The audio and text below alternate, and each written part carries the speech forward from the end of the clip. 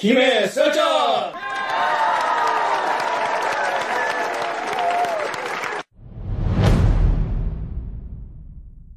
예, 김해 썰전 8회 이제 시작을 합니다. 저는 사회를 맡은 핫쌤입니다. 예, 시의원 이광입니다. 네, 가난하지만 계속 도전하고 있는 청년 김인정입니다. 네, 난로민주시민으로 거듭나고 있는 천지 이경우입니다. 지난 한 주간 또 뉴스로 우리 또 몸을 한번 풀어봤으면 좋겠는데요.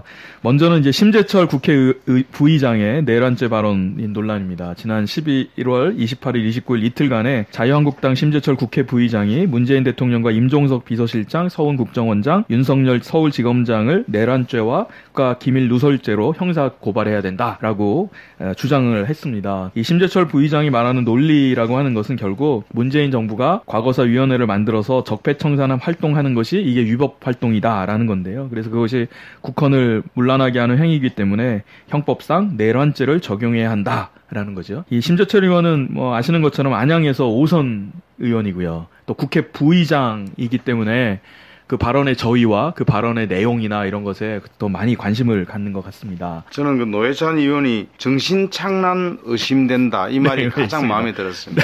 맞습니다. 아마 전두엽에 문제가 좀 있지 않는가. 아니 심재철 국회 부의장 같으면 좀 저보다 더 배운 사람이잖아요. 어찌 보면. 네, 그렇죠. 물론 뭐 서울대 총학생이고 출신입니다. 네. 그 사이에도 MBC 기자고 뭐 교사도 하고 경력이 뭐 화려해요. 경력 굉장히 화려합니다. 실망이 더 큽니다.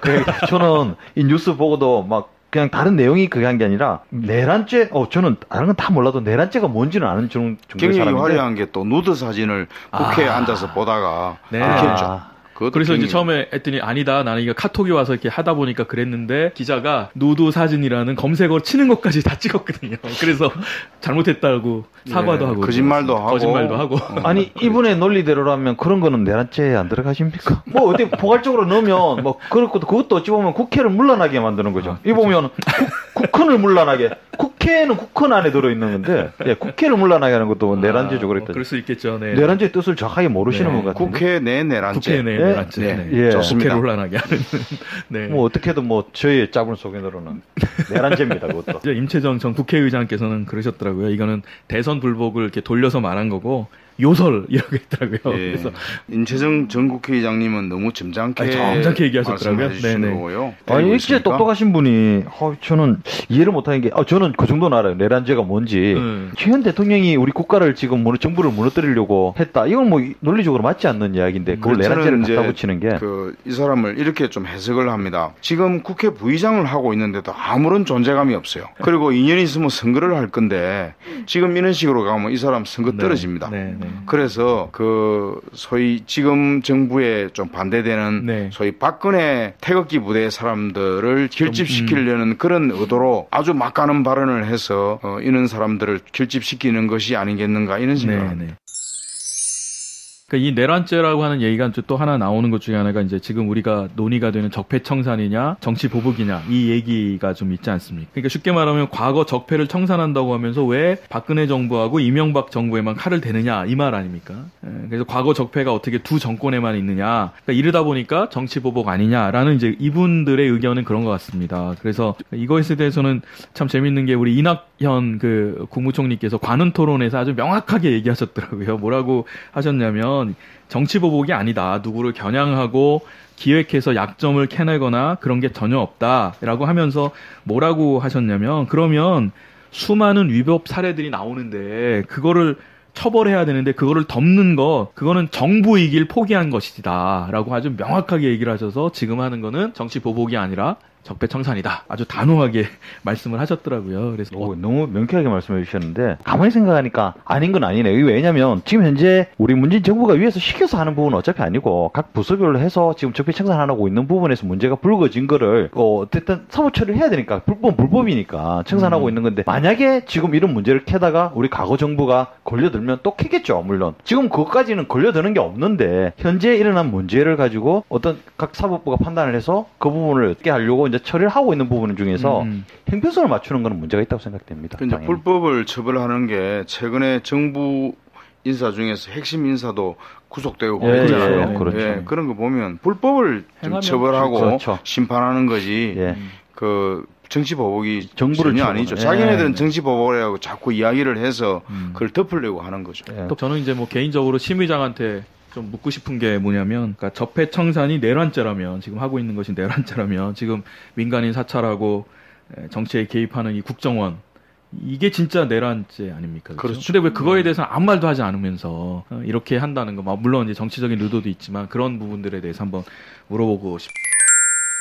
발리에서 이제 아궁입니다. 화산 이름이 아궁 화산이던데 분화로 인해서 우리 국민 수백 명이 거기에 이제 머물러 있지 않았겠습니까? 그래서 이제 화산재나 뭐 이런 것 때문에 탈출을 못 하고 있다가 이제 정부에서 전세기를 투입해서 이제 인천공항에 이제 무사히 귀국을 하고 있었다라는 거죠. 그래서 이걸 보면서 기분이 좋더라고요, 저는. 그러니까 자연재해로 해연재해에 고립된 국민들을 위해서 이 정부가 전세기를 띄워주고 그래 지원을 하는 것을 아끼지 않은 덕에 큰 피해 없이 국민들이 무사 귀국하는 거.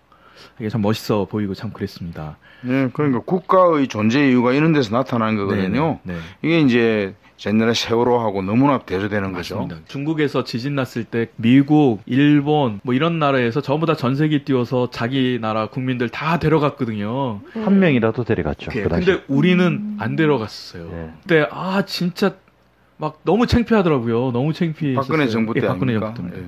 너무 창피해서 이거 특활비는 그때 쓰는 거 아닙니까? 예.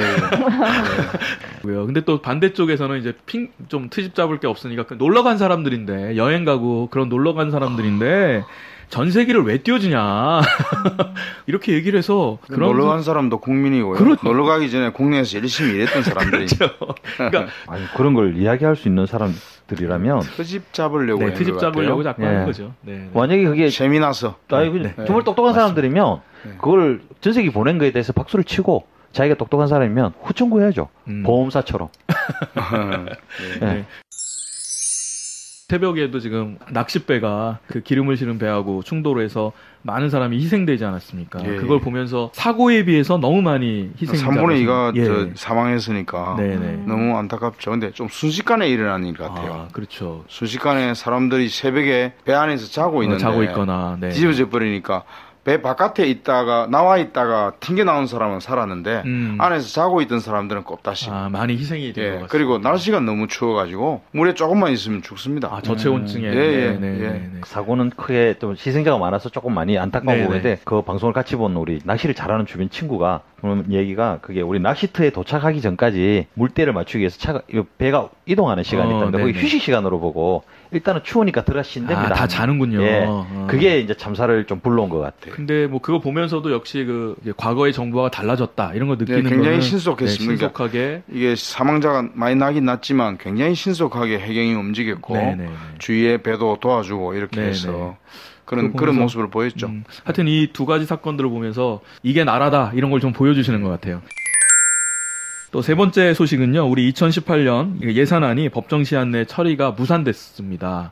몇 가지 쟁점이 있더라고요. 공무원 숫자를 늘리는 부분들, 또 최저임금 인상 때문에 발생한 자영업자의 손실을 보상해주는 문제들, 뭐 이런 부분들이 아주 큰 쟁점으로 걸려 있는 것 같습니다만 그런 문제들 때문에 법정 시한 이후 처리가 불가피해져서 아마 오늘이 일요일이죠. 오늘도 계속 협상을 하고 이제 4일에 본회의를 열어서 예산안을 처리하겠다라고 지금 말씀을 하는 것 같습니다. 국민들의 여론 중에 하나가 뭐냐면 민생에 직결된 예산이거든요. 이 예산이 공무원을 단순히 증원하는 게 아니잖아요. 필요한 정말 거죠. 필요한 부분. 뭐 소방대원이라든지 인력 구조 부분이고 이런 쪽을 하기 때문에 이건 해줘야 되는데 그렇죠. 이런 걸 가지고 밀고 땡길 게 아니거든요. 네, 맞습니다. 저희 주변에도 경찰관들 계시는데 너무 근무가 너무 힘들고 어렵고 그래서 생명을 담보로 하는 그래서 현장직 공무원들의 노고를 생각한다면 이거를 막을 수는 없을 것 같은데 근데 이게 지금 쟁점이 돼서 서로 간에 이제 쟁정이 되는데 이제 들려오는 소식은 의원들의 세비는 극비리에 인상이 되고 또 보좌관들도 한 명씩 늘리고 뭐 이런 얘기가 나오니까 그걸 받아들이는 쪽에서는 별로 좋지 않게 지금 받아들이는 것 같죠. 심지어는 민주당도 혹시 돈 올려준다니까 그냥 눈 감고 넘어가는 거 아니냐 뭐 이런 비판까지 나올 정도니까 이게 좀 그렇죠. 같이 했기 때문에 합의되어서 통과되었을 거니까 동조했을 것이다. 동조했을 결과적으로 동조가 맞죠. 전에 세비를 삭감한다고 하지 않았습니까? 저번에 한번 그랬던 것 같은데 동결이었죠. 동결이었습니다. 며칠 전에는 이제 이 이야기와 관련돼서 김동철 의원이 의원이나 정우택 의원이 똑같은 얘기를 했어요. 좀 올리면 어떠는데 그렇게까지 얘기를 하더라고요. 이제 이 일 정도- 잘하면 올려줄 수도 있고 예. 뭐 물가 상승률 생각해서 올릴 수도 있지만 지금 이 예산안과 관련되어서 더군다나 민생에 관련된 것들을 쟁점화시켜서 틀어막으면서 그러니까 더 문제인 것 같습니다. 그래서 여론들을 좀 이게 보니까는요. 국정농단의 국회와 정치인들이 제 역할을 못해서 국민들이 추운데 촛불 들고 공생한 거 생각하면 지금 월급 올릴 때냐 뭐 이런 얘기도 하고 저희가 이제 우리 지역에서 이렇게 방송을 하다 보니까 사실은 시의원들도 그러면 같이 올려줘야 되는 거 아닙니까? 최소한 보좌관 1명, 2명 이렇게 해서 같이 해준다면 국민들이 조금은 납득이 되지 않을까요? 이제 그렇죠? 국회의원은 이제 10명 정도의 보좌관을 두고 있지만 네네. 시의원, 도의원은 한 명도 없습니다. 네네, 그렇죠. 후원회도 못 만들게 합니다. 네네. 그런 점에서 시의원, 도의원의 활동이 너무 발에 묶여 있지 않는가 네네. 불평등하다는 생각이 네네. 많이 듭니다. 전체적으로 우리 그 시민을 대표하거나 국민을 대표하는 사람들은 세비랑 우리 활동량이랑 약간 비례하는 걸로 평가제? 예, 뭔가 좀 만들어야 성과평가제. 되겠습니다. 예, 그렇죠. 네. 예, 그렇게 좀 뭐 결국 국민들이 판단을 그렇죠. 해줘야 그러니까 되는데 국민들은 표로 평가를 해야 제가 돼요. 이렇게 가끔 뵙지만 우리 의원님은 좀 오버해서 뛰어다니시는 것 같은데 너무 열심히 뛰어다니시는 그렇죠. 뭐 정직하게 열심히 법을 일하시고. 어기시는 거예요. 그 방송에 별로 어울리지 않는 편. 네네. 그러니까 국회 안에 아, 앉아가지고 네네. 누드 사진 보는 이런 사람은 빨리빨리 그럼요. 퇴출시켜주고 그렇죠. 열심히 뛰는 사람은 네. 당선시켜주고 이래야 됩니다. 그래서 예. 열심히 뭐 그냥 단순히 의원 수가 많다 적다 이런 것으로만 평가할 게 아니라 그 사람이 그 의원이 일할 수 있는 그런 시스템을 만들어주고서 그걸 평가를 해야 되는 것이 맞고 그것이 국회의원만이 아니라 지방의원들이 네. 시의원 한 명당 보좌관 2명, 네. 도의원도 한 명당 보좌관 2명. 네네. 그래서 한 명은 수행 및 조직관리, 한 명은 정책기능. 네네. 그 또 뭐, 정도는 돼. 그게 최소한입니다. 지방의원들은 민원도 많거든요. 네. 사실은 국회의원에게 민원을 하면은 안 되고 옛날에 우리 노무현 대통령 말씀 아시잖아요. 그 부산에서 국회의원 나왔을 때 어떤 분들이 지나가면서 지역 민원을 막 얘기했대요. 그랬더니 노무현 대통령께서 그런 얘기를 나한테 할 거면 나 찍어주지 마라. 내가 국회의원으로서 나라를 어떻게 보고 이런 그거는 다 구의원이나 그렇죠. 구청에 가서 할 얘기지.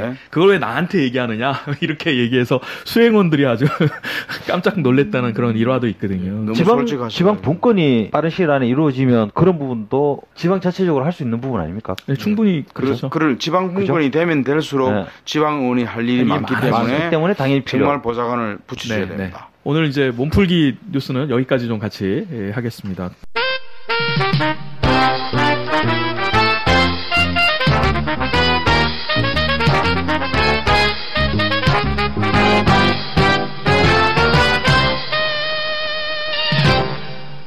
예, 이제 2부 우리 이광희 의원님께서 김해 시정을 브리핑하는 시간을 맡겠습니다. 손으로 뛰고 발로 뛰는 시의원 이광희입니다. 네. 역시 뭐 제일 중요한 부분은 김해 신공항 간담회인데요. 네. 김해 신공항 문제를 이제 지금 계속 이렇게 대치된 상태에서 이러고 있으니까 국토부에서 담당자가 싹 바뀌어버렸어요. 그러다 보니까 이 사람들이 인사차 온다는 핑계로 우리를 만나자고 했거든요.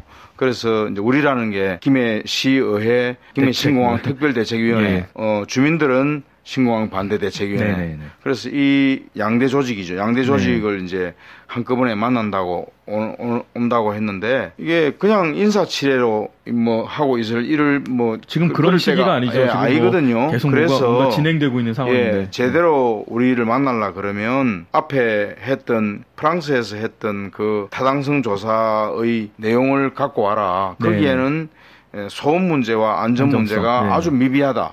그 미비한 내용을 갖고 와라. 그렇게 해서 그거를 가지고 우리하고 이야기하자고 했거든요.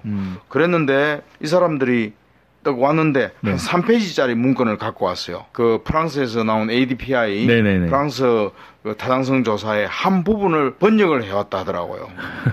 전체도 아니고요. 예, 너무 기가 찬 거예요. 3페이지에 보면 그냥 그림 몇 장 있고 이랬어요. 그래서 너무 무성의하다. 그 자리에서 그때 제가 마이크를 들고 그랬습니다. 지금 주민들이 이렇게 반대를 하고 있는데 지금 오늘 온 당신이 1급인데 1급 실장인데 1급 실장이면 곧 차관 될 사람이거든요. 기본 설계 용역을 지금 진행하고 있는 것을 중지하고 우리들하고 대화와 협상을 할 용의가 있느냐, 그리고 중단하겠다는 이야기를 이 자리에서 할 권한과 책임이 있느냐 하니까 없다 하더라고요. 근데 뭐하러 내렸어요? 예, 그래서 그럼 올라가시라. 진짜 인사하러 나왔네. 예, 올라가시라. 그런 인사 우리가 받으려고 한 것도 아니고 올라가시라고 이야기를 네. 하고 주민들도 굉장히 좀 언성을 높였습니다. 그 자리에 시장님도 계셨거든요. 아, 예, 예. 허승권 시장님도 지금 그 국토부가 프랑스 ADPI 그 타당성 조사를 너무 믿고 있는 것 같아. 문제점이 있는데도 그걸 다 믿고 있는 거 따르고 있는 것 같아. 그래, 그렇다면 지금 주민들이 제기하는 이런 문제를 직면하면 기본 설계 용역을 중단하고 성실하게 우리하고 대화할 자세를 가져야지. 그렇지 않으면 안 된다고 이야기를 하고 자리를 떴어요. 그래서 회의가 중단됐군요. 부산됐습니다. 야, 자꾸 이런 게 반복되니까 지금 뭐 현재 그 기본 계획하고 뭐 이런 설계 계획은 계속 하고 있는 중 아닙니까? 그렇죠. 그렇죠? 그러니까 이런 겁니다. 그 다른 예전에 그 4대강 사업 뭐 네네. 이런 거하고 비교를 해보면 비슷한데 밀어붙이기 막 4대강 사업을 해서 땅을 막 파고 있습니다. 한쪽에서는 네네. 파고 있는데 반대하는 사람들은 이렇게 예, 반대하고 있거든요. 근데 반대하는 사람들이 있지만 한참 파다가 한 3분의 1 이상 파버리면 더 이상 뭐... 자 이제 뭐 들어갔으니까. 돌이킬 수가 없습니다. 네, 맞습니다. 여러분들이 반대를 하지만 그러면 원래대로 만들면 예산이 더 들어갑니다. 기왕행거 합시다. 이런 식으로 우리나라의 토목 그렇죠. 원전도 그렇지 않습니까? 토건 그렇죠? 네. 예, 토건 업자들과 이 토건 정권이 네네. 예, 그렇게 일을 해왔거든요. 네. 그래서 우리가 중지를 해라고 했거든요. 네네. 이건 중단될 수도 있고 돌이킬 수도 있기 때문에 중단시켜 놓고 조사를 보다 자세히 하고 재검토를 하자고 했는데 그걸 말을 안 듣네요. 그래서 이제 국토부 장관을 만나러 가야 될 것 같습니다. 아무래도 그럴 것 같습니다. 그렇죠? 그러니까 적어도 정권이 바뀌고 사람들도 바뀌고 하면 그 좀 더 성의 있게 왔어야 할 거 아니겠습니까? 그렇죠? 근데 예. 뭐 그 기사를 봐도 만나는 분들도 그렇고 그냥 잘하겠다, 앞으로 잘하겠다 그렇게만 얘기한다는 거는 별로 의미가 없죠. 그래서 결국에 뭐 알맹이 없는 간담회 그래서 그냥 그렇습니다. 했다. 뭐 이렇게 해서는 아니고 먼저 이 당사자들과의 신뢰관계가 회복이 돼야 되고 국토부 장관과 네. 좀 더 나아가면 대통령을 만나서 네. 직접 이야기를 하고 네. 더 진행을 하도록 그렇게 해야 될 것 같고요. 그래야 될 것 같습니다. 4일이 월요일이죠. 네네. 예, 월요일 아침에 김해의 그 신공항 반대 대책위원회 몇 명하고 네네. 김해시의회에서는 저 혼자 하고 그렇게 제주도로 갑니다. 지금 예. 제주 제2공항 제주도 제2공항 그 대책위원회 분들이 처절하게 싸우고 있습니다. 그분들 만나서 결국 국토부가 하는 거거든요. 네네. 그 같은 국토부이기 때문에 정보도 교환하고 그쪽 네. 사정도 들어보고 현장도 좀 돌아보고 네. 경치 좋은 제주도 가지만 경치는 하나도 못 보고 볼 것 같은데요. 내일 오후에 돌아옵니다. 또 다음 소식은요. 뭐 우리 의회 이야기이긴 한데 간단하게 하겠습니다. 네네네. 그 여의도 정책연구소라는 연구소가 네, 있죠. 자유한국당 소속의 연구소거든요. 거기에서 김해시의 22명의 의원 중에서 네. 더불어민주당 소속 두 의원한테만 의정 대상 우수상을 수여했습니다. 아, 그렇군요. 예. 네. 네. 재밌는 일입니다. 네. 어쨌든 참 재밌네요. 상징적인 거죠, 이거는. 예, 왜 같은 당에 상징적인 소속돼 있는 자기네 당은 의원들이 아니고 9명이나 있는데도 한 명도 주지 않고 네. 네. 그래서 그렇습니다. 어쨌든 예. 그 송유인, 박민정 네, 두 의원님이 분이 받으셨네요. 뭐 이렇게 따지자면 다른 나라에서 상을 받았다 내지는 적군에게 적에게 상을 받았다 뭐 이렇게 생각할 정도로 하여튼 뭐 재밌네요. 이렇게 상을 주었습니다. 네, 어쨌든 두 분이 굉장히 열심히 하는 분이라서 네, 네. 뭐 좋은 소식입니다. 네. 한 기업체에서 네. 1억 원 상당의 물품을 네. 어려운 분들에게 주라고 김해시청에다가 갖다 주었는데 이름을 예. 밝히지 않았습니다. 이름을 밝히지 말라고 해서 네. 예, 그래 그게 이제 전기담요인데 네네. 전기담요를 어려운 이주에게 주라고 1억 원 상당을 주고도 500세트가 예, 와, 주지 맞네요. 말라. 네. 예, 그렇게 참 좋은 모습이죠. 네네. 예, 뭐 조금 주나놓고 생색을 100배나 내는 사람이 있는 반면에 이 사람들은 상당히 상당량을 주면서도 네. 예, 그랬고요. 예. 우리가 아는 것처럼 전국적으로 보면 항상 몇 년 동안 끊임없이 또 심지어는 어떤 지역은 대를 이어서 아버지가 그 일을 계속했는데 아들도 예. 이름 밝히지 않게 해달라고 수천만 원씩 예. 기탁하시는 그리고 분들이 또 한 가지 있습니다. 있어요. 아니 네. 다스는 제 거라고 말할 수 있겠는데 이건 예. 감히 이런 연말이 되니까 또 한 공장 하시는 분이 네. 목 머플러, 네네. 이 목 보호하는 네네. 그거를 300개를 어. 그것도 상당히 품질이 좋은 그 300개를 또 기증하면서 아, 참. 이름을 밝히지 말았다가 야. 바로 시청에 주고 네, 갔습니다. 네. 올 연말이 조금 걱정을 많이 하시더라고요. 뭐냐면 지금 뭐 여러 가지 사건이 있었잖아요. 희망재단 사건, 또 이영학 씨 기부가, 사건, 뭐 네, 이런 것 너무 많이 때문에 줄었어요. 기부가 너무 많이 주는 거 네. 아닌가 그랬는데 현재까지는 그래도 작년에 대비해서 줄지는 않은 상태다 이렇게 여러 군데에서 발표를 예. 하더라고요. 그래서 우리 예, 보시면, 네. 다음 소식도 말씀드릴게요. 이 유니세프라고 그 유엔에서 실시하는 어린아이들 네네네. 구호 활동하는 네, 맞습니다. 그런 단체인데요.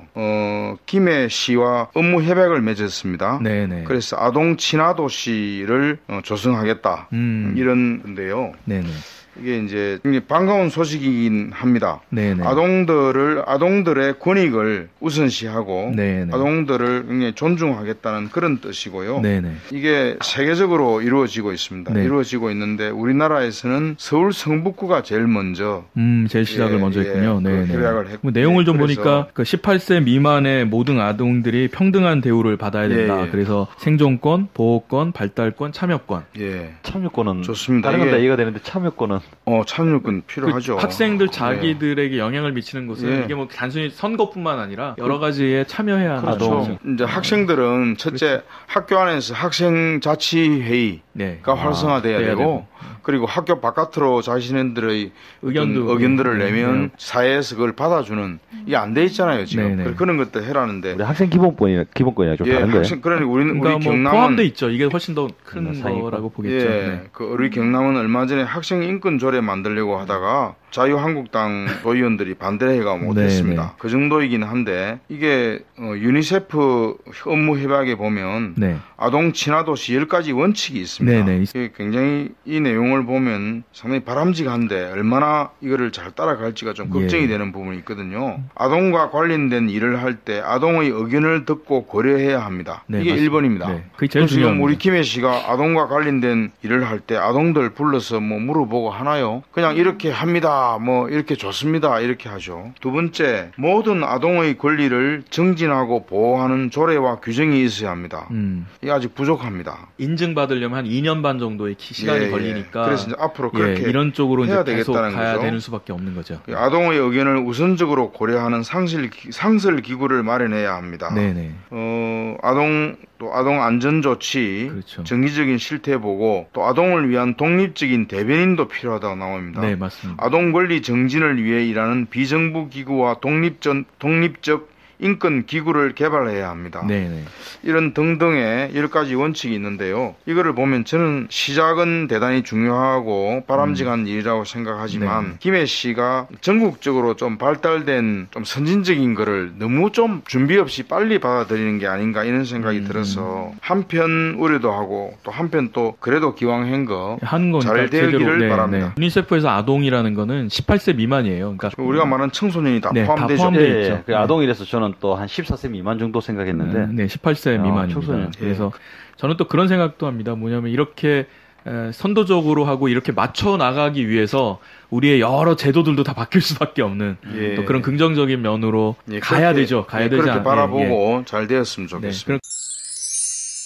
그 이제 이와 함께 같이 생각해야 될 문제가 네. 그 김해 지역이 전국에서 두 번째로 외국인이 많습니다. 굉장히 많- 그 이주 노동자 또는 뭐 결혼하러 온 사람 뭐 이런 사람들이 참 많은데 음.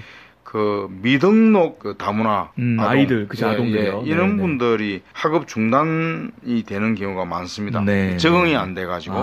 네. 그래서 이런 부분을 생각하면 소위 이제 이 사람들도 사회 문화적 약자입니다.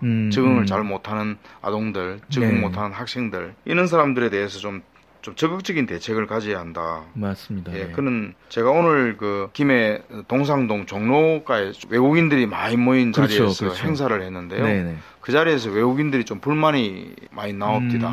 그래서 네네. 최근에는 외국으로 좀 떠난 사람도 있다. 음, 그런 이야기를 했는데, 하여튼 이 김해에는 외국인 인구가 이렇게 많은 것을 보면 좀 대책을 가져야 하고 앞으로 외국인에 대한 좀 조례도 법도 정해서 네네. 적극 지원해야 할 것 같아. 안희정 충남지사가 김해에 왔습니다. 네네, 맞습니다. 더불어민주당 김해을 지역위원회가 실시한 강연회에서 안희정 충남지사가 와서 그 특유의 그 잘생긴 인물과 특유의 그 언변으로 그렇죠. 많은 사람들을 마음을 상당히 흔들어 놓고 갔습니다. 주로 강조하는 게 그 노무현 정신을 실현하기 위해서는 지방자치, 지방분권이 되어야 한다. 그렇죠. 네. 네, 그 이야기를 하는데 저도 이제 듣고 있었죠. 그리고 많은 사람들 한 100여 명의 김해 지역의 시민과 더불어민주당 당원들이 들었는데요. 저는 상당히 공감이 갔던 게 그 노무현 대통령이 정치하는 사람과 정치에 좀 관심 없는 사람 사이에 그 간극을 메꾸기 위해서 굉장히 노력을 네, 했다. 네, 맞습니다. 예, 또 다음 주 한 주간에도 또 손으로도 뛰시고 발로도 또 뛰셔서 또 좋은 소식들 전해주셨으면 좋겠습니다. 감사합니다.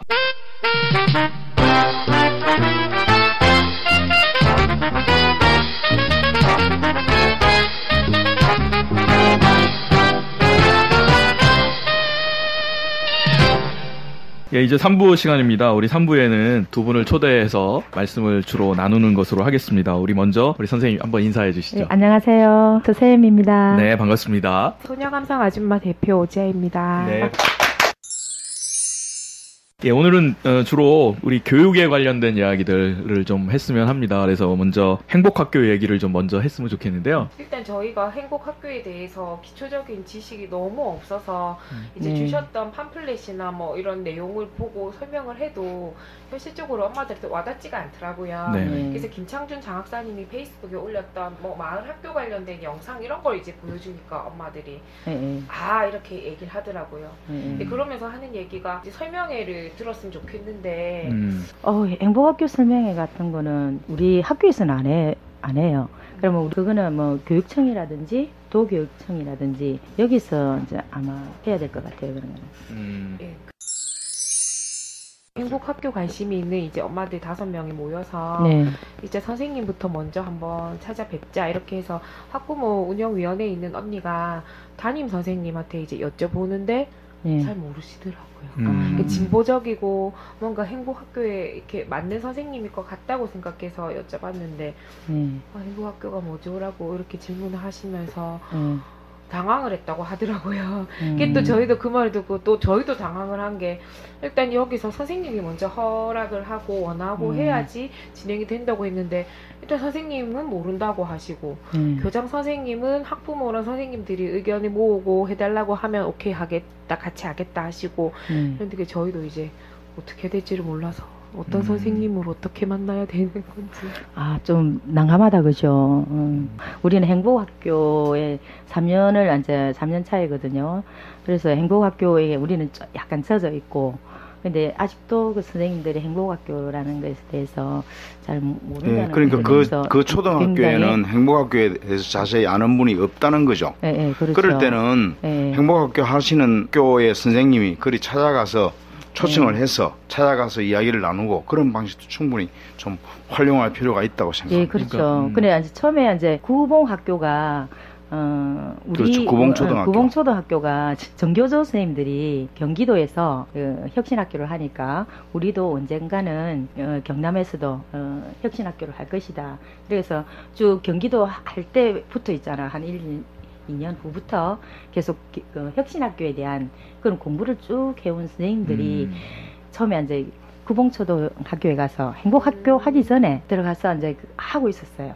하고 있다가 이제 경남에 진보적 교육감이 되시고 나서 우리도 이제 행복학교 이제 해보자 이렇게 됐는데 김해봉황초등학교에서 먼저 공문을 내고 이제 행복학교를 하겠다 하고 내고 그 구봉초등학교는 이미 그 선생님이 들어가 계시고 이미 이렇게 하고 그러니까 이름은 없지만 실질을 하고 있었고 네네. 교장 교감생님은 모르죠.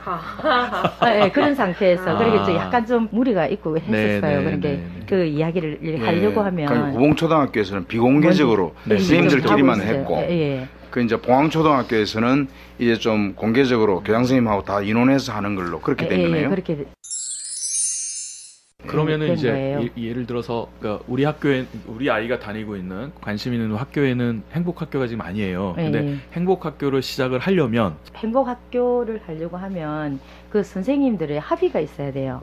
우리가 좀 하자 하는 이런 게 합의가 있어야 되는데 그 합의가 없으면 할 수가 없는 구조예요. 그 행복학교를 하면서 행복학교에서 이루어져야 하는 게 민주적 의사결정이거든요.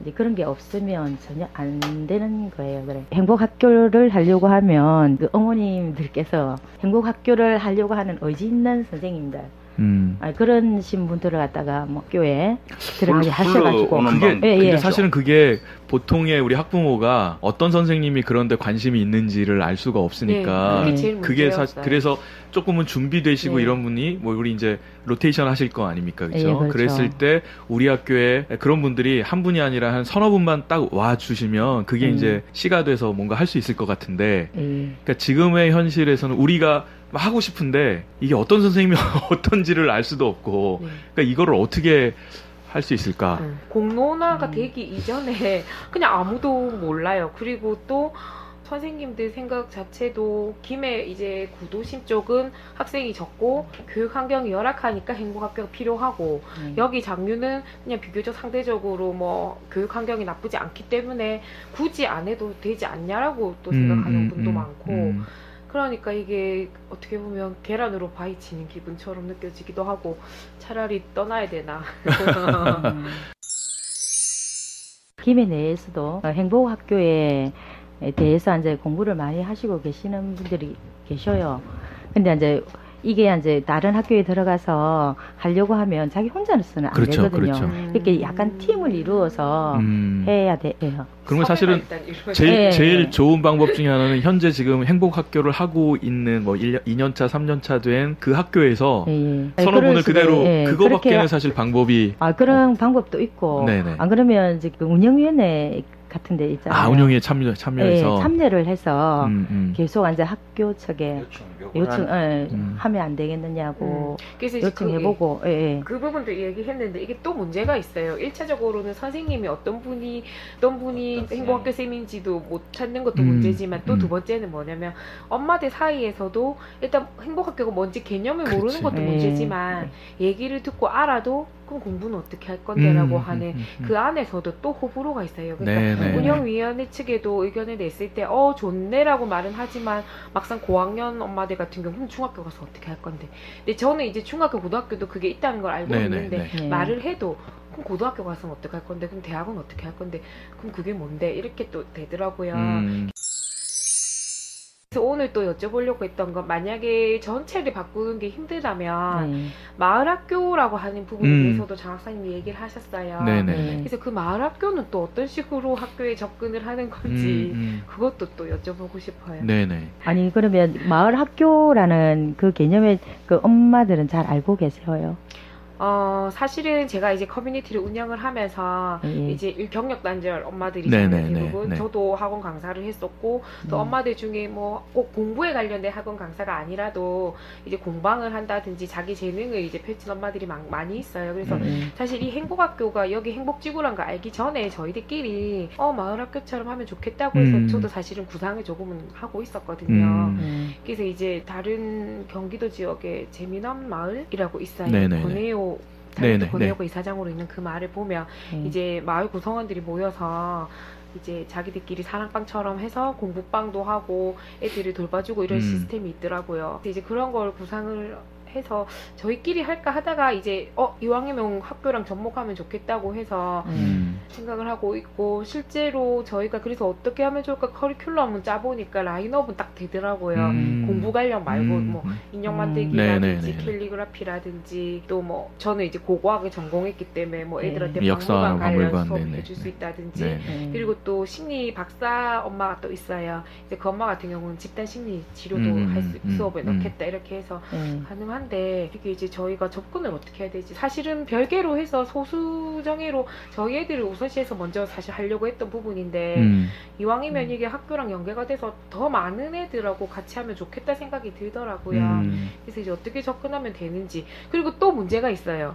이 얘기를 엄마들 그 5명과 의논하는데 그 엄마들 사이에서도 이래요. 학교 밖에서 방과후 수업처럼 그게 이루어지면 애들 안전 문제는 어떻게 할 거냐 또 이런 식으로 되더라고요. 그게 이제 학교로 들어가고 싶다 이 말이죠, 그게. 말학교. 가능하다고 하시더라고요, 장학사님이. 예. 네, 신청을 하면. 근데 이제 그 신청이란 게 어떤 식으로 하는지 그 구체적인 접근 방법을 하나도 모르겠어요. 뭐 기획안에 써서 어디 내는 건지. 이미 지금 그 김해에서는 그 행복지구라고 해서 말학교 선생님이 지금 이루어져가 있는 상태고. 네. 근데 제가 이제 궁금한 게 뭐냐면 초등학교에서 그냥 엄마들 이제 그분들이 지금 학교에 들어가고 싶다 이 말씀 아니신가요? 초 엄마들은 이제 제일 가장 그 엄마들의 의견은 행복학교가 됐으면 좋겠죠. 근데 얘기를 나누다 보니까 이게 너무 계란으로 바위를 치는 기분이 드니까 그러면 차라리 반대로 생각을 해서 마을학교라는 그런 부분으로 해서 조금씩 들어가서 변화를 하는 게 어떻겠냐 이제 그 의견이 나왔어요. 다른 것보다 바라는 거는 환경인데요. 이제 학교 자체가 선생님들한테는 직장이잖아요. 제가 어떤 글에서 보면 사실 엄마가 행복해야 애도 행복하지만 선생님이 직장인 학교를 가는 게 행복해야 애들한테도 행복을 전달할 수가 있는 거잖아요. 저희가 구체적으로 바라는 건 뭐 학교에 뭐 참여를 뭐 적극적으로 해서 어떻게 하는지를 보고 뭐 선생님 역할을 뭐 분담하겠다 이런 의미가 아니라 그냥 환경이 애들이 학교를 가서 즐겁고 재밌었으면 좋겠어요. 그래서 말학교라는 부분도 하나의 그냥 방법일 뿐이고 왜냐면 너무 구체적으로 뭐 행복학교로 만들겠다 이게 너무 어렵다는 느낌이 확 들기 시작하니까 그런 식으로라도 조금 변화를 학교가 하면 어떨까. 자꾸 이사를 가야 되나 생각하고 있어요 지금. 우리 학부모들이 조금 생각을 바꿨으면 하는 게 뭐냐면 이런 거 있지 않습니까? 학교 활동을 참여하는데 우리 아이가 학교에서 공부도 잘하고 뛰어나고 그래서 내가 자랑스럽게 참여하는 것이 학교 활동이라고 자꾸 생각을 하는데 아이와 부모의 활동은 별개예요. 그래서 사실은 그거거든요. 그 5명 엄마들하고 도대체 어떻게 하면 좋겠노 일 하다가 네, 그러니까 2학년 때는 무조건 반대표한다고 손들으라면서 네, 맞습니다. 그러니까 자꾸 뭐 저는 그래서 우리 이 학교의 운영위원이나 이렇게 학교에 참여하려고 하는 학부모들에게 자꾸 하는 말이 뭐냐면 아이하고 별개라는 거죠. 우리 아이가 다니는 학교, 그래서 관계가 나랑 있어지는 그 학교에서 학부모로서 내가 거기에 참여하고 거기서 의사 표현을 하고 연대하고 하는 것은 내 몫이지 우리 아이가 거기서 공부를 잘하느냐 못하느냐의 문제는 아니라는 거죠. 그게 민주주의의 시작이네요. 학교나 이제 우리가 하는 이제 마을학교나 이런 거의 시작은 이제 일단 부모님들이 우리 학부모가 학교와 소통하려고 이제 시작을 하고 거기서부터 이제 출발을 해야 하는 것 같고 또 선생님들 중에는 선생님 나름대로 준비되어져 있는 부분들이 있으신 것 같아요. 그러니까 그것과 우리가 이렇게 좀 잘 연결되게 하기 위해서 사실 우리가 뭐 교육청이나 이렇게 좀 질의를 하거나 요청할 거는 우리 선생님들 중에 그런 쪽으로 좀 헌신하고 그런 쪽으로 씨앗을 뿌릴 사람들이 누구인가를 좀 파악을 해서 우리 이쪽 장유 지역에 우리 학부모들은 우리 학교 정말 하고 싶다. 라고 해서 그게 이렇게 매칭하는 마치 중매하는 사업을 맞아요. 교육청에서 그걸 해야 하는 것이 아닌가. 아니 그리고 완전 행복학교가 계속 완전 늘어나게 되잖아요. 그리고 자꾸 이렇게 해가 가면 갈수록 이제 그게 선생님들이 행복학교에 접하는 선생님들이 많아진단 말이에요. 그러면 그분 선생님들이 이제 또 다른 학교에 가는 시기가 되잖아요. 그러면 그때 이제 팀을 이루어서 어느 학교에 가보자. 그렇죠. 뭐 이런 식으로 할 수 있다든지. 안 그래? 그게 장려 쪽에서 이렇게 이제 행복학교를 원하는데 그 행복학교가 지금 어떻게 행복학교가 될 수 있는가 그걸 묻더라. 왜 우리가 이렇게 해야 되지 않느냐 하면 이런 이야기도 했어요. 그래서 그러면 그쪽으로 이렇게 가봐야 되겠네. 다음에 이렇게 그렇게 되면 이제 선생님들끼리 이제 의논을 맞춰가지고 이렇게 갈 수도 있고. 우리 아이들이 그 학교에 다니잖아요. 그래서 학부형인 나도 이 학교의 주체예요. 선생님과 아이들과 학부형도 주체거든요. 그래서 이 내 주체적인 권리를 내가 행사하는 거지 우리 아이하고는 이건 별개의 문제인 거죠. 학부모들이 학부모의 권리와 저 인권을 제대로 이렇게 뭐 학교 안에서 찾아내지를 못하는 거예요. 개별적으로 나누면. 그러니까 단체를 만들어서 학부모님 이렇게 하십시오. 이렇게 합니다. 이런 걸 가르쳐 주고 한 거예요. 그러듯이 사실 혼자 학부모가 이렇게 학교에 갔을 때는 그런 길을 제대로 못 찾습니다. 어렵죠. 왜 그러냐면 뭐 이런 얘기는 웃기지만 우리 아이를 볼모로 맡겨놓은 것처럼 그렇죠. 그렇게 느껴지기 때문에 내가 무슨 얘기를 해도 이거를 정확히 얘기를 못하거나 돌려서 얘기하거나 혹시 우리 아이에게 피해를 가지 않는 이런 생각을 할 수밖에 없거든요. 학부모 입장에서. 저도 교장쌤하고 통화할 그렇죠. 때 맨 처음 딱 저희 애가 몇 학년 몇 반 누군지 딱 물어보시고 네. 하는데 그때 말씀하니까 추춤하잖아요. 그렇죠. 뭐 정 안 되면 전화 까면 되는데 저 성격대로 말은 못 하겠더라고요. 원래 이야기는 그 행복학교 네, 이야기를 행복학교하고 했잖아요. 그런데 이야기를 하다 보니까 행복학교 이전에 이런 이야기를 먼저 해야 되겠다는 걸 깨달았는데 끝에 돌아. 그래서 이제 깨달은 거죠. 그리고 저도 그래서- 깨달았어요. 예. 오늘 선생님 정말 잘 뵙고 그렇게 된 게요. 행복학교 시스템만 생각했어요. 이게 시스템만 도입이 그러니까, 되면 맞아, 뭐 맞아. 이렇게 생겼는데 그 얘기 안 오늘 딱 풀리고 계속 선생님 돌더라고. 만나 뵙고 딱 느낀 건요.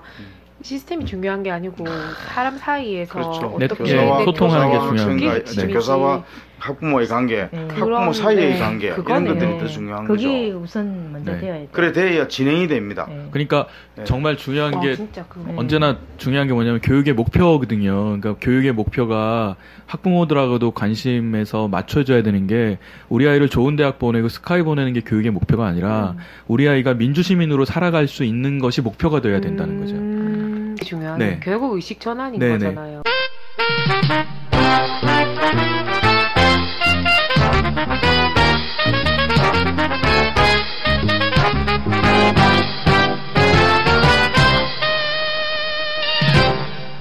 예, 이제 4부 우리 동네 이야기 시간입니다. 먼저 우리 의원님께서 서울에도 한번 다녀오셨는데요. 김병곤 열사 평전 네, 출판 예. 기념회. 그러고 보니 요즘 저 출장이 잦네요. 네, 또 이제 제주도도 가셔야 출장을 되고 또 제주도도 가야 되고 서울 올라가셔야 서울 되고. 갔다 네, 왔고 네. 11월 27일 저녁에 네. 서울 종로에 있는 조계사에서 김병곤 평전 출판 기념회가 열렸습니다. 네, 네. 그 앞에 한번 이야기했듯이 김병곤 님은 우리 김해시 한림면 네. 테레리 출신인데요. 네. 이분이 김해에서 초등학교를 나오고 중학교는 부산 개성중학교 그리고 고등학교는 부산고등학교 서울 상대에 들어가서 학생운동을 했는데 그때가 1974년 유신 때 네. 그 민청학연 사건이라는 전국적인 학생들을 이렇게 엮어서 네. 그렇게 그 대양 금거해서 사형 선고, 사형 구형까지 했던 그런 네, 네, 네. 사건이거든요. 네. 학생 운동에 대한 대단한 그 탄압을 했던 그 사건에 이분이 사형을 구형받았습니다. 네, 그렇죠. 검사가 사형을 구형했을 때 유명한 영광입니다. 말이죠. 네, 영광입니다. 예. 말이죠. 네. 이 유신 체제 하에서 이렇게 고생하고 있는 민중들에게 제가 참 할 일이 없고 해줄 것이 없었는데 저희 목숨을 내놓으라고 하시니 정말 영광입니다.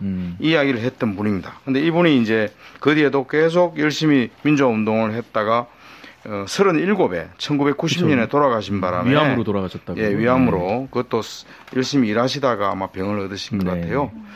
그 이분에 대한 평전이 나왔고 그 출판 기념회가 열렸는데 김부겸 행안부 장관, 네. 조희연 서울시 교육감, 이해찬 전 국무총리 네, 네. 뭐 이런 분들이 많이 왔습니다. 네. 와가지고 김병곤 그리고 또 부인께서도 돌아가셨어요. 박문숙 그러시구나. 여사께서 네, 3년 네. 전에 또 돌아가셨습니다. 그러셨군요. 이번 양력 소개 그리고 회고담 이런 걸 쭉 하는데 제가 이제 시간을 얻어서 네, 네. 김해에서 일어나고 있는 김병곤 추모 기념물 건립 추진에 대해서 말씀을 드렸습니다. 예, 예. 그래서 김해 사람들이 이렇게 모여서 우리 고향 출신 민주 인사, 민주 열사의 뜻을 기리기 위해서 네. 추모 기념물을 세우려고 한다. 네, 네. 그래서 12월 14일 오후 7시 김해시청 대회의실에서 네. 김병곤 추모 강연회를 네. 같은 동료였던 이철 전 국회의원을 모시고 강연회를 한다. 네, 이 네. 이야기를 하고 내려왔습니다. 네네. 예. 우리 지금 말씀하셨습니다만 우리 12월 14일 오후 예. 7시에 김해시청 대회의실에서 예. 우리 이철 전 의원께서 오셔서 김병곤 열사 예. 추모 강연회가 있습니다. 그래서 예. 또 많이 참석해 주셨으면 참 좋겠고요. 예. 또 우리 동네 문화 정보를 하나 말씀을 드리면 이제 노는 만큼 똑똑해진다. 이게 주제더라고요. 우리는 공부 열심히 해야 똑똑해진다 그러는데 그 놀이문화 교육 공동체 협동조합 놀라잡이 열심히 놀면 머리가 발달한답니다. 그렇죠. 그게 참 중요한 부분인데 그래서 그 진용군 선생님 놀자 선생님이라고 우리 보통 얘기하는데 그분이 7일입니다. 목요일 10시부터 1시까지 3시간 동안 장유 3동 주민센터 뒤에 보면 목재문화체험장이라고 아주 근사한 장소가 있습니다. 거기에서 3시간 동안 마음껏 놀는 그런 시간을 갖는답니다. 그래서 혹시 시간 되시는 분들은 가셔서 그동안 나 못 놀았어. 이런 분들 한번 가셔서. 연령 제한 없는 겁니까, 이거? 예, 뭐 부모들도 가도 되고, 애들도 가도 되고. 아마 이게 교육적인 포커스가 있겠죠. 교육적인 포커스가 있는데. 그래서. 초청 강연이니까 부모들도 가도 되겠죠. 그래서 장유 3동 주민센터 위쪽에 그 산비탈로 약간 올라가면 목재문화체험장이 있는데요. 상당히 좋습니다. 잘 만들어져 있습니다. 좋은 곳이어서 거기서 여러분들 시간 되시는 분은 12월 7일입니다. 목요일 오전 10시부터 오후 1시까지 참여하시면 좋겠고요. 이거는 그냥 보고만 좀 드립니다만 김해시에서 2가지 큰 조사를 하더라고요. 하나는 뭐냐면 장애인들 전원 인권 실태 조사를 하는데요. 우리 김해시의 장애인들, 그러니까 지적 장애, 자폐를 갖는 정신 장애인들이 전부 다가 3,091명이 지금 등록돼 있는데 이분들 하나하나를 전수 조사를 한답니다. 그래서 혹시라도 인권에 뭐 침해를 받는 것이 있지 않는가라고 하는 거죠. 이게 왜 그러냐면 최근에 그 지적 장애인 중에서 매달 11만 원만 받으면서 15년간 공장에서 노동 차치당했던 그 사건이 있었거든요. 그래서 그 사건을 계기로 해서 혹시라도 장애인들의 인권을 침해하는 사례를 보고 또 그런 유사한 것의 재발을 방지하기 위해서 조사에 착수했다라고 하는 것이 있습니다. 그래서 혹시라도 조사 기간 중에는 혹시라도 알고 계시는 것이 있으면 읍면동 주민센터를 통해서 우리가 또 신고도 할 수 있으니까 여러분들이 장애인들에 대해서 한번 주의 깊게 보셨으면 좋겠고요. 김해시 안에 만 65세 이상의 어르신들 계시잖아요. 그분들 중에 65세 이상이면 누구나 다 치매 전수 조사를 한다 합니다. 그래서 현재 조사 인원이 5만 771명의 어르신들이 계시는데 이분들을 전부 다 조사위원이 1대1로 그러니까 치매를 선별할 수 있는 어떤 간이 조사가 있나 봅니다. 그래서 그분들이 조사를 한 다음에 혹시라도 좀 조짐이 보인다, 그렇죠? 인지가 저하된다라고 판별되면은 시보건소에서 협약된 병원에 정밀 의뢰를 하는 검진비는 전체가 무료다. 뭐 이렇게 지금 발표를 하고 있는데요. 이거는 그냥 단순히 하는 건 아니고 지금 문재인 정부의 중점 공약 중에 하나가 국가 치매 책임제거든요. 그렇죠. 이건 굉장히 중요합니다. 저희 할머니도 돌아가시기 전에 한 6개월 동안 치매이셨는데 이 가정에서 치매를 돌본다는 건 굉장히 힘든 일이거든요. 김해시에서는 내년 3월에 치매 안심센터도 만들고 해서 이 치매 문제들을 좀 적극적으로 대응해보는 65세 이상의 어르신들의 치매를 전수조사한다. 뭐 이런 발표가 있었습니다. 저희 미래를 생각해서라도 그래도. 또 다음 주에도 우리 최선을 다해서 더 멋진 방송 같이 하겠습니다. 수고하셨습니다. 네, 수고하셨습니다. 뭐 우리 의회 이야기이긴 한데 간단하게 하겠습니다. 네네네. 그 여의도 정책연구소라는 연구소가 있죠. 자유한국당 소속의 연구소거든요. 거기에서 김해시의 22명의 의원 중에서 더불어민주당 소속 2 의원한테만 의정 대상 우수상을 수여했습니다. 아, 그렇군요. 네. 재밌는 일입니다. 어쨌든 참 재밌네요. 상징적인 거죠. 같은 당에 소속돼 있는 의원들이 아니고 9명이나 있는데도 한 명도 주지 않고 그래서 그렇습니다. 어쨌든 그 송유인, 박민정 두 의원님이 뭐 이렇게 따지자면 다른 나라에서 상을 받았다 내지는 적에게 상을 받았다 뭐 이렇게 생각할 정도로 하여튼 뭐 재밌네요. 이렇게 상을 주었습니다. 어쨌든 두 분이 굉장히 열심히 하는 분이라서 뭐 좋은 소식입니다. 한 기업체에서 1억 원 상당의 물품을 어려운 분들에게 주라고 김해시청에다가 갖다 주었는데 이름을 밝히지 않았습니다. 이름을 밝히지 말라고 해서. 네. 예. 그리고 그게 이제 전기담요인데. 네네. 전기담요를 어려운 이웃에게 주라고 1억 원 상당을 주고도 500세트. 예, 주지 말라. 네. 예. 그렇게 참 좋은 모습이죠. 네네. 예, 뭐 조금 주나놓고 생색을 100배나 내는 사람이 있는 반면에 이 사람들은 상당히 그 상당량을 주면서도 네. 예, 그랬고요. 예. 우리가 아는 것처럼 전국적으로 보면 항상 몇 년 동안 끊임없이 또 심지어는 어떤 지역은 대를 이어서 아버지가 그 일을 계속했는데 아들도 예. 이름 밝히지 않게 해달라고 수천만 원씩 예. 기탁하시는 그리고 분들이 또 한 가지 있습니다. 있어요. 아니 네. 다스는 제 거라고 말할 수 있겠는데 이건 예. 감히 이런 연말이 되니까 또 한 공장 하시는 분이 네. 목 머플러, 네네. 이 목 보호하는 네네. 그거를 300개를 어. 그것도 상당히 품질이 좋은 그 300개를 또 기증하면서 참. 이름을 밝히지 말았다가 야. 바로 시청에 주고 네, 갔습니다. 네.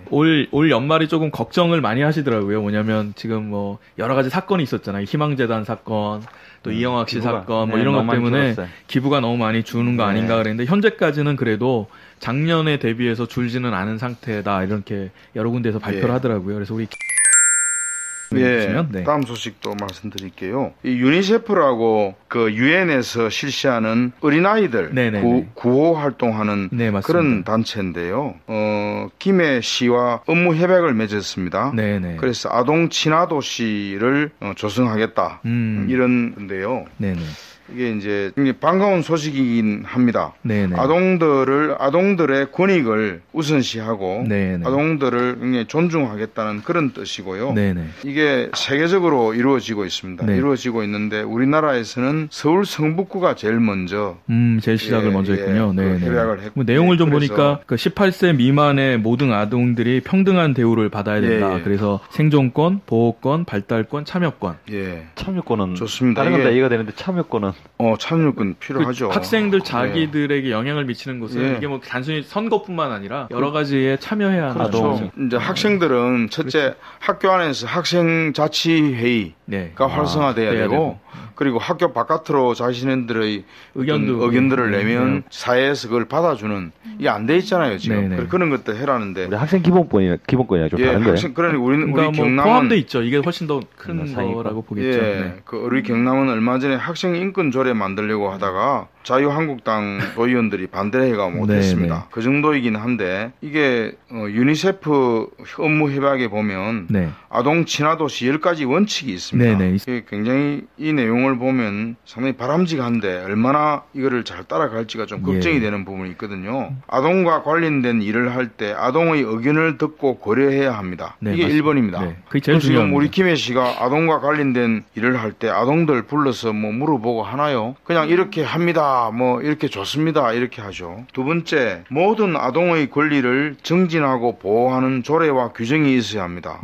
이게 아직 부족합니다. 인증받으려면 한 2년 반 정도의 시간이 예, 예. 걸리니까 그래서 이제 앞으로 예, 그렇게 이런 쪽으로 해야 이제 계속 되겠다는 가야 거죠. 되는 수밖에 없는 거죠. 아동의 네. 소방대원이라든지 네. 인력 구조 예, 부분이고 이런 쪽을 하기 예. 때문에 이건 해줘야 되는데 그렇죠. 이런 걸 가지고 위생 밀고 치안이고. 땡길 게 아니거든요. 네, 맞습니다. 저희 주변에도 경찰관들 계시는데 너무 근무가 너무 힘들고 어렵고 그래서 생명을 담보로 하는 네네. 그래서 현장직 공무원들의 노고를 생각한다면 이거를 막을 수는 없을 것 같은데 근데 이게 지금 쟁점이 돼서 서로 간에 이제 쟁정이 되는데 이제 들려오는 소식은 의원들의 세비는 극비리에 인상이 되고 또 보좌관들도 한 명씩 늘리고 뭐 이런 얘기가 나오니까 그걸 받아들이는 쪽에서는 별로 좋지 않게 지금 받아들이는 것 같죠. 심지어는 민주당도 혹시 돈 올려준다니까 그냥 눈 감고 넘어가는 거 아니냐 뭐 이런 비판까지 나올 정도니까 이게 좀 그렇죠. 뭐 네. 같이 했기 때문에 네네. 합의되어서 통과되었을 거니까 네네. 동조했을 것이다. 네, 동조했을 결과적으로 동조가 맞죠. 전에 세비를 삭감한다고 하지 않았습니까? 저번에 한번 그랬던 것 같은데. 동결이었죠. 네, 동결이었습니다. 며칠 전에는 이제 이 이야기와 관련돼서 김동철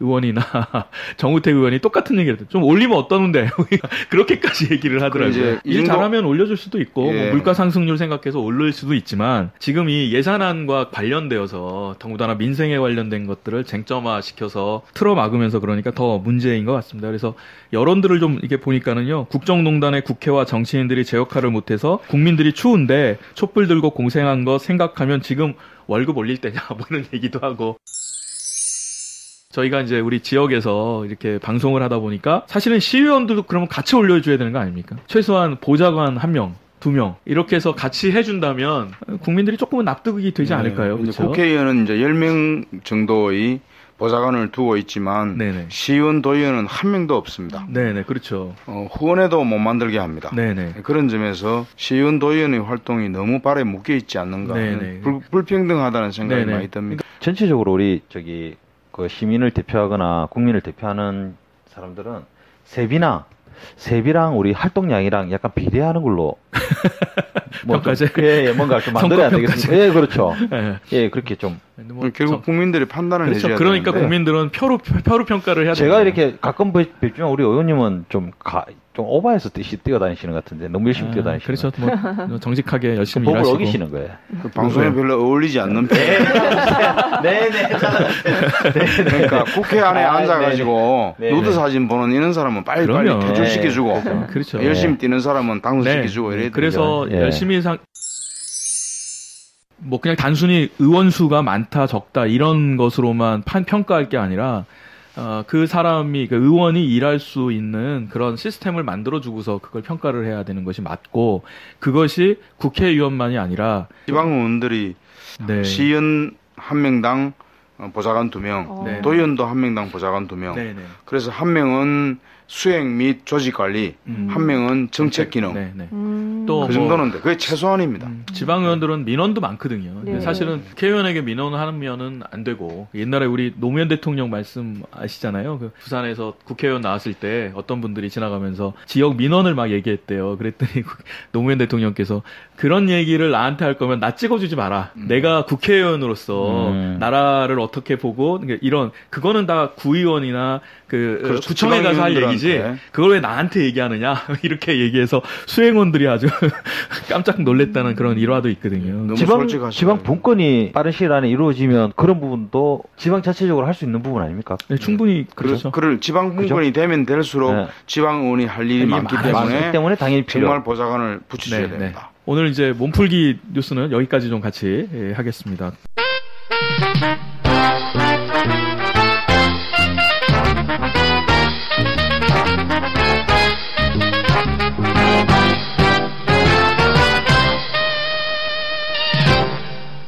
예, 이제 2부 우리 이광희 의원님께서 김해 시정을 브리핑하는 시간을 맡겠습니다. 손으로 뛰고 발로 뛰는 시의원 이광희입니다. 네. 역시 뭐 제일 중요한 부분은 김해 신공항 간담회인데요. 네. 김해 신공항 문제를 이제 지금 계속 이렇게 대치된 상태에서 이러고 있으니까. 김해 설정!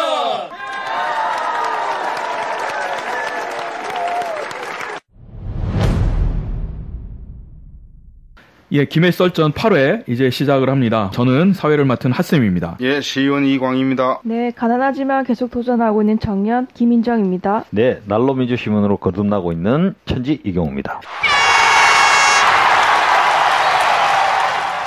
지난 한 주간 또 뉴스로 우리 또 몸을 한번 풀어봤으면 좋겠는데요. 먼저는 이제 심재철 국회 부의장의 내란죄 발언 논란입니다. 지난 11월 28일, 29일 이틀간에 자유한국당 심재철 국회 부의장이 문재인 대통령과 임종석 비서실장, 서훈 국정원장, 윤석열 서울지검장을 내란죄와 기밀 누설죄로 형사 고발해야 된다라고 주장을 했습니다. 이 심재철 부의장이 말하는 논리라고 하는 것은 결국 문재인 정부가 과거사위원회를 만들어서 적폐청산을 활동하는 것이 이게 위법 활동이다라는 건데요. 그래서 그것이 국헌을 문란하게 하는 행위이기 때문에 형법상 내란죄를 적용해야 한다라는 거죠. 이 심재철 의원은 뭐 아시는 것처럼 안양에서 5선 의원이고요. 또 국회 부의장이기 때문에 그 발언의 저의와 그 발언의 내용이나 이런 것에 더 많이 관심을 갖는 것 같습니다. 저는 그 노회찬 의원이 정신착란 의심된다 이 말이 네, 가장 맞습니다. 마음에 들었습니다. 아마 전두엽에 문제가 좀 있지 않는가. 아니 심재철 국회 부의장 같으면 좀 저보다 더 배운 사람이잖아요. 어찌 보면. 예, 그렇죠. 물론 뭐 우리 서울대 총학생이고 출신입니다. 네. 그 사이도 제가 MBC 기자고 뭐 교사도 하고 경력이 뭐 화려해요. 경력 굉장히 화려합니다. 실망이 더 큽니다. 저는 이 뉴스 보고도 막 그냥 다른 내용이 그게 한 게 아니라 내란죄 저는 다른 건 다 몰라도 내란죄가 뭔지는 아는 정도의 경력이 사람인데 화려한 게 또 누드 사진을 국회에 앉아서 보다가 네. 그렇겠죠. 그래서 이제 처음에 했더니 아니다. 나는 이거 카톡이 와서 이렇게 하다 보니까 그랬는데 기자가 누드 사진이라는 검색어 치는 것까지 다 찍었거든요. 그래서 잘못했다고 사과도 하고 거짓말도 하고. 아니 이분의 논리대로라면 그런 거는 내란죄에 안 들어가십니까? 뭐 어디 포괄적으로 넣으면 뭐 그것도 어찌 보면 국회를 물러나게 만드는 거죠. 이 보면 국헌을 물러나게. 국회는 국헌 안에 들어있는 건데 국회를 물러나게 하는 것도 내란죄죠. 그랬더니. 그럴 수 있겠죠. 네. 내란죄의 뜻을 정확하게 모르시는 분 같은데. 국회 내 내란죄. 국회 내 내란죄. 네. 네. 좋습니다. 국회를 혼란하게 하는. 네. 뭐 어떻게든 뭐 저희의 짧은 소견으로는 내란죄입니다. 그것도. 이제 임채정 전 국회의장께서는 그러셨더라고요. 이거는 대선 불복을 이렇게 돌려서 말한 거고 요설 이라고 했더라고요. 예. 그래서 임채정 전 국회의장님은 너무 점잖게 얘기하셨더라고요. 말씀해 주신 거고요. 아니 진짜 똑똑하신 분이 저는 이해를 못하는 게 저는 그 정도는 알아요. 내란죄가 뭔지. 최현 대통령이 우리 국가를 지금 정부를 무너뜨리려고 했다. 이건 뭐 논리적으로 맞지 않는 이야기인데 그걸 내란죄를 갖다 붙이는 게. 이 사람을 이렇게 좀 해석을 합니다. 지금 국회 부의장을 하고 있는데도 아무런 존재감이 없어요. 그리고 2년 있으면 선거를 할 건데 지금 이런 식으로 가면 이 사람 선거 떨어집니다. 그래서 소위 지금 정부에 좀 반대되는 소위 박근혜 태극기 부대 사람들을 결집시키려는 그런 의도로 아주 막가는 발언을 해서 이런 사람들을 결집시키는 것이 아니겠는가 이런 생각을 합니다. 그러니까 이 내란죄라고 하는 얘기가 또 하나 나오는 것 중에 하나가 이제 지금 우리가 논의가 되는 적폐청산이냐 정치 보복이냐 이 얘기가 좀 있지 않습니까? 그러니까 쉽게 말하면 과거 적폐를 청산한다고 하면서 왜 박근혜 정부하고 이명박 정부에만 칼을 대느냐 이 말 아닙니까? 그래서 과거 적폐가 어떻게 두 정권에만 있느냐 그러니까 이러다 보니까 정치 보복 아니냐라는 이제 이분들의 의견은 그런 것 같습니다. 그래서 이것에 대해서는 참 재밌는 게 우리 이낙현 그 국무총리께서 관훈 토론에서 아주 명확하게 얘기하셨더라고요. 뭐라고 하셨냐면 정치 보복이 아니다. 누구를 겨냥하고 기획해서 약점을 캐내거나 그런 게 전혀 없다라고 하면서 뭐라고 하셨냐면 그러면 수많은 위법 사례들이 나오는데 그거를 처벌해야 되는데 그거를 덮는 그거는 정부이길 포기한 것이다 라고 아주 명확하게 얘기를 하셔서 지금 하는 거는 정치 보복이 아니라 적폐청산이다. 아주 단호하게 말씀을 하셨더라고요. 그래서 너무 명쾌하게 말씀해 주셨는데 가만히 생각하니까 아닌 건 아니네요. 왜냐하면 지금 현재 우리 문재인 정부가 위에서 시켜서 하는 부분은 어차피 아니고 각 부서별로 해서 지금 적폐청산하고 있는 부분에서 문제가 불거진 거를 어쨌든 사무 처리를 해야 되니까 불법이 국토부에서 담당자가 싹 바뀌어버렸어요. 그러다 보니까 이 사람들이 인사차 온다는 핑계로 우리를 만나자고 했거든요.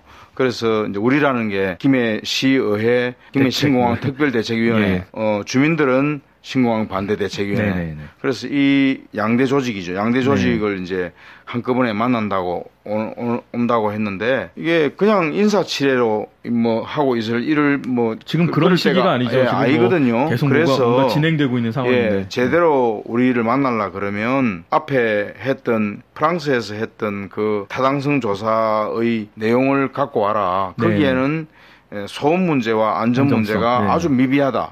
그 미비한 내용을 갖고 와라. 그렇게 해서 그거를 가지고 우리하고 이야기하자고 했거든요. 그랬는데 이 사람들이 딱 왔는데 한 3페이지짜리 문건을 갖고 왔어요. 그 프랑스에서 나온 ADPI 프랑스 그 타당성 조사의 한 부분을 번역을 해왔다 하더라고요. 전체도 아니고요. 너무 기가 찬 거예요. 3페이지에 보면 그냥 그림 몇 장 있고 이랬어요. 그래서 너무 무성의하다. 그 자리에서 그때 제가 마이크를 들고 그랬습니다. 지금 주민들이 이렇게 반대를 하고 있는데 지금 오늘 온 당신이 1급인데 1급 실장인데 1급 실장이면 곧 차관 될 사람이거든요. 기본 설계 용역을 지금 진행하고 있는 것을 중지하고 우리들하고 대화와 협상을 할 용의가 있느냐. 그리고 중단하겠다는 이야기를 이 자리에서 할 권한과 책임이 있느냐 하니까 없다 하더라고요. 근데 뭐하러 내렸어요? 그래서 그럼 올라가시라. 진짜 인사하러 나왔네. 올라가시라. 그런 인사 우리가 받으려고 한 것도 아니고 올라가시라고 이야기를 하고 주민들도 굉장히 좀 언성을 높였습니다. 그 자리에 시장님도 계셨거든요. 허성권 시장님도 지금 그 국토부가 프랑스 ADPI 그 타당성 조사를 너무 믿고 있는 것 같아. 문제점이 있는데도 그걸 다 믿고 있는 것 따르고 있는 것 같아. 그렇다면 지금 주민들이 제기하는 이런 문제를 직면하면 기본 설계 용역을 중단하고 성실하게 우리하고 대화할 자세를 가져야지. 그렇지 않으면 안 된다고 이야기를 하고 자리를 떴어요. 그래서 회의가 중단됐군요. 부산됐습니다. 자꾸 이런 게 반복되니까 지금 뭐 현재 그 기본 계획하고 뭐 이런 설계 계획은 계속 하고 있는 중 아닙니까? 그렇죠. 그렇죠? 그러니까 이런 겁니다. 그 다른 예전에 그 4대강 사업 뭐 네네. 이런 거하고 비교를 해보면 비슷한데 밀어붙이기 막 4대강 사업을 해서 땅을 막 파고 있습니다. 한쪽에서는 네네. 파고 있는데 반대하는 사람들은 이렇게 예, 반대하고 있거든요. 근데 반대하는 사람들이 있지만 한참 파다가 한 3분의 1 이상 파버리면 더 이상 뭐 자 이제 뭐 들어갔으니까. 돌이킬 수가 없습니다. 네, 맞습니다. 여러분들이 반대를 하지만 그러면 원래대로 만들면 예산이 더 들어갑니다.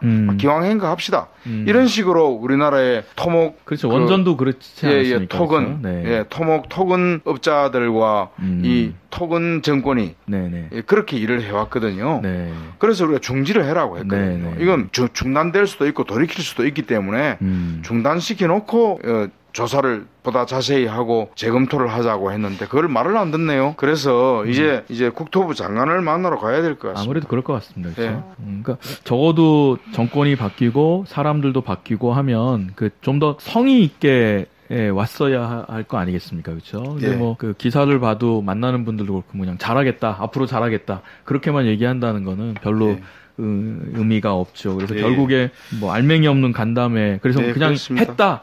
뭐 이렇게 해서는 아니고 먼저 이 당사자들과의 신뢰관계가 회복이 돼야 되고 국토부 장관과 네. 좀 더 나아가면 대통령을 만나서 네. 직접 이야기를 하고 네. 더 진행을 하도록 그렇게 해야 될 것 같고요. 그래야 될 것 같습니다.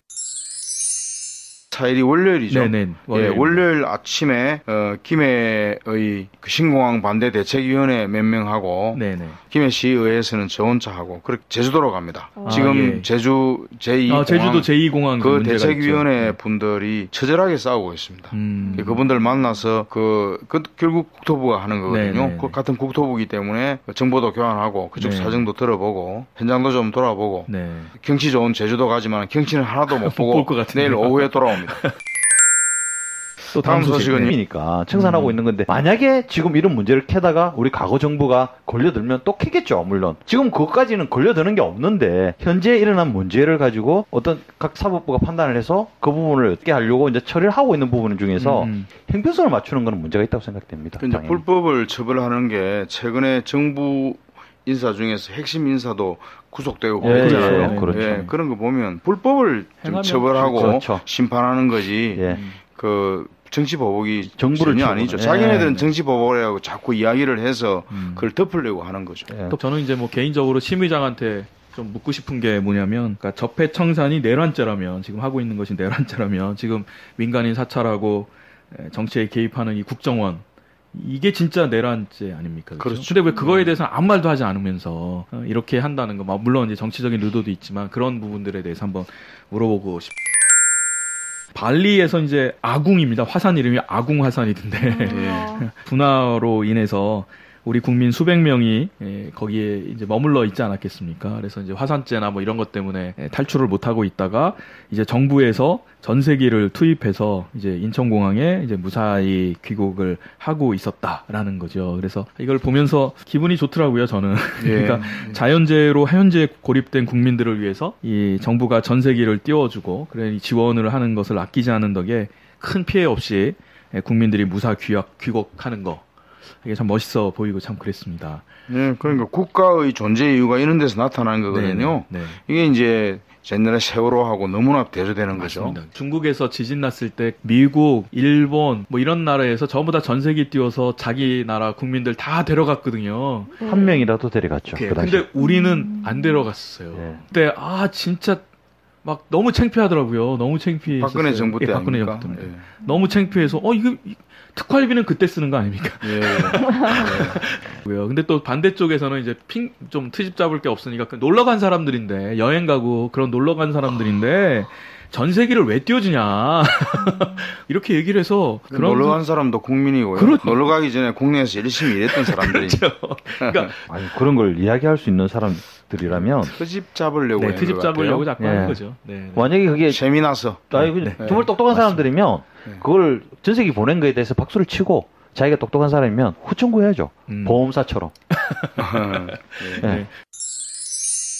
새벽에도 지금 낚싯배가 그 기름을 실은 배하고 충돌해서 많은 사람이 희생되지 않았습니까? 예. 그걸 보면서 사고에 비해서 너무 많이 희생자가 3분의 2가 예. 사망했으니까 네네. 너무 안타깝죠. 근데 좀 순식간에 일어난 일 같아요. 아, 그렇죠. 순식간에 사람들이 새벽에 배 안에서 자고 있는데 자고 있거나 네. 뒤집어져 버리니까 배 바깥에 있다가 나와 있다가 튕겨 나온 사람은 살았는데 안에서 자고 있던 사람들은 꼽다시. 많이 희생이 된 것 같습니다. 그리고 날씨가 너무 추워가지고 물에 조금만 있으면 죽습니다. 아, 저체온증에. 예. 사고는 크게 좀 희생자가 많아서 조금 많이 안타까운 네네. 부분인데 그 방송을 같이 본 우리 낚시를 잘하는 주변 친구가 그런 얘기가 그게 우리 낚시터에 도착하기 전까지 물때를 맞추기 위해서 배가 이동하는 시간이 있다는데 거기 휴식 시간으로 보고 일단은 추우니까 들어가 쉰답니다. 다 자는군요. 예.